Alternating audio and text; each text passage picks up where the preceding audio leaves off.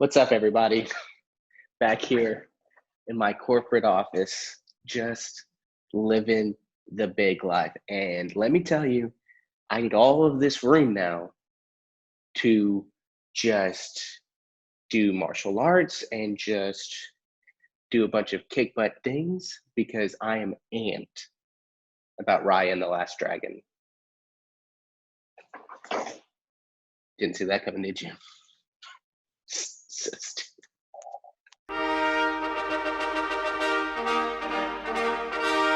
Raya and the Last Dragon, it is the latest Disney Animation Studios movie. It just dropped on Disney Plus a few days ago, their premiere access, which did not go well for Mulan. I'm hoping this is a different case, but it also it's also in theaters, so it's kind of Disney's first.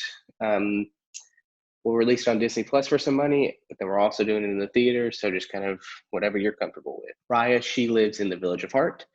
It is one of 5 villages that make up Kumandra, which when you look at a map, it looks like a dragon. So she's Heart. There's a village called Spine, Talon, Fang, and Tail. Together, they make up this kind of world, this fantasy world. But it kind of picks up 500 years after this big battle between these things called the Droon and the dragons. So the Droon, it's like this weird monster that turns people to stone. Well, it's a bunch of monsters. It's like a energy, real scary looking. The story goes that the dragons, they save the people by kind of collecting all their power, and a dragon called Sisu uses that power and defeats the dragons, defeats the Droon, who defeats the Droon, and then she's never heard from again. Oh, but there's like this gem, the gem of Sisu, and that causes some division between the different tribes. Man, my corporate office is loud. I don't know if you can hear this, but anyways. So yes, the gem, they do this. This is a symbol for gem. I'm gonna wait. Corporate America, am I right? 500 years later, this gem has caused some major issues between the different tribes of Kamandra, and Heart has the gem, but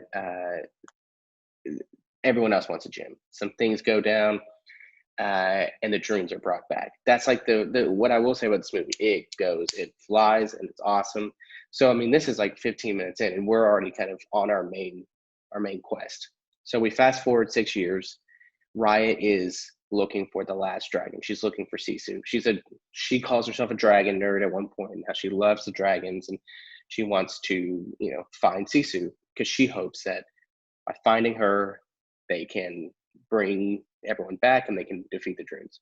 That is probably the briefest, like spoiler-free plot description I can give you, because there's just so much in this movie, so many little details and so many characters that I don't want to give anything. I don't want to give too much away. There's a lot to love about this movie. It's got a fantastic cast. It kind of has this Asian culture. It's kind of they say like it really a Southeastern Asian culture, but really I think it kind of brings a lot of that stuff into it, especially with the different actors and actresses that they chose to voice all these wonderful characters.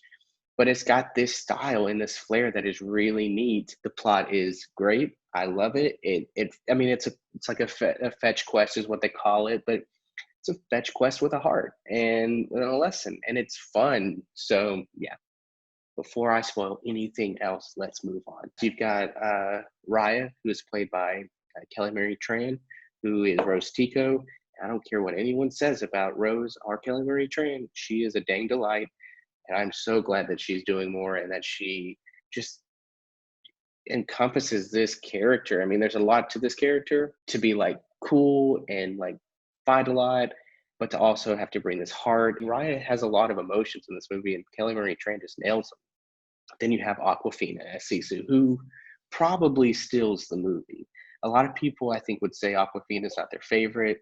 I can see where that voice could get, pretty grating at times, but she is perfect. It's like everything I see Aquafina in, I love her more and more for it. This is like, I'm not going to say it's like Genie level, but it's along those same lines. It's fun.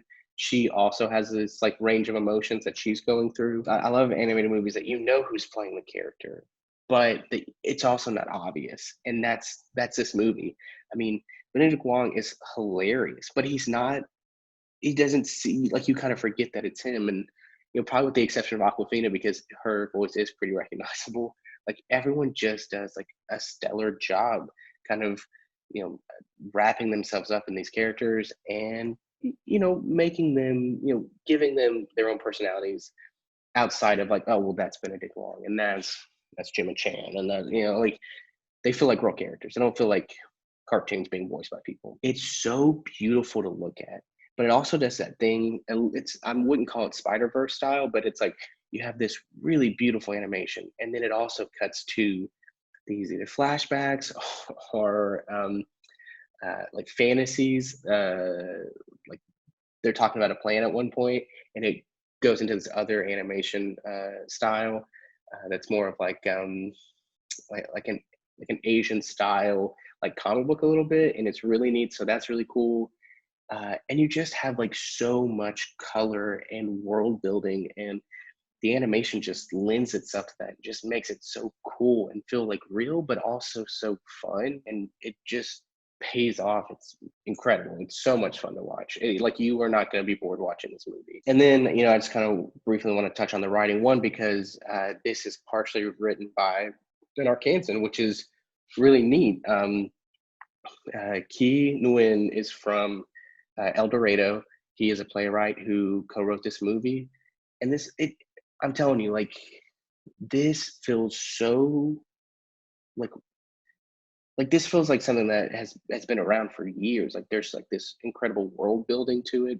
These are characters that you feel like you should know when you watch this movie. It makes me want more, but also I don't want more. I want it to be like a one and done kind of thing because Disney does not have a great track record with sequels. This does a really great job of keeping me entertained, making me want more, while also touching.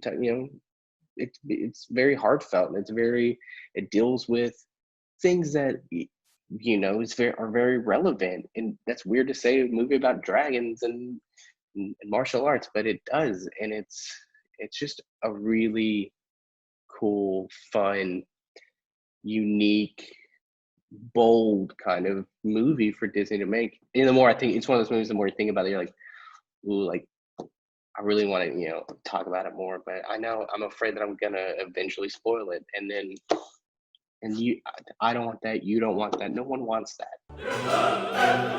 I know that I said that a kids movie needs to have a buttload of heart. That's on the record. I've said that before, probably less than a month ago, actually. I would give this like 10 out of 10 hearts, which means this movie, guys, has a buttload of heart. It's so good. What do the kids say? The kids, this movie slaps. Like it's it's beautiful. It's fun. It's funny. I love the characters. I just want to live in this world. And it also has that thing. And this is the last thing. Has that thing where like people are eating in it, and you see the food they're eating, and you're like, that food actually looks really good, and I could really go for some of that right now. If it's playing near you and you feel safe, you got your vaccine, go and see it. But if you are at home and you're wondering, should I spend $30 on this? Yeah, I think you should, because it is so good. The kids will, I think your older kids are going to like it a little bit more. Maybe hold off from the young ones, but it's fantastic. Go watch it. That's all. That's it. I'm done. I'm hitting stop. Un esercito di prodi